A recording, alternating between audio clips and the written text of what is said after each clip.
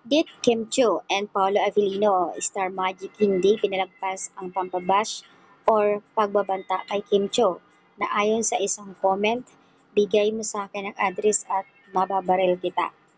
Samantala hindi nga ito pinalagpas ng ibang mga netizens at mismo Star Magic ito ay pinaghahanap ang isang tao kung saan ay nagbabanta.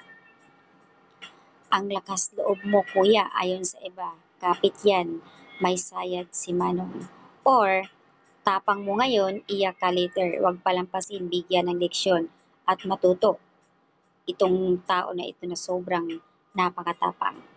Legal action ang gagawin ng Star Magic para sa isang bashers. Pero hindi nga matukoy kung sino kasi nga nakalock profile yung mismo nagsasabi ng death threat naman kay Kim Chiu. Ina-ambush yan dati? Baka nga, kung natatandaan nyo na 5 years ago, I think, yung bagong ban ni Kimi na ina-ambush, namuntikan na siya talaga.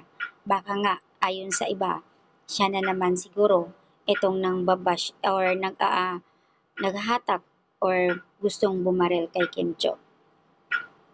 Ang katapang-tapang naman ni Kuya, pero tingnan naman ang profile ha, nakalock. Yan ang sinasabi na bubuksan sa NBI, madali lang yan nilang buksan. At yung mga message, alam na kung saan location. Gimmick lang yan para magpa-click barong show. At Star Magic, please, need legal action. Isa pa itong papansin nitong tao na ito. We need to heal person and this is not a joke ha. NBI, take action please.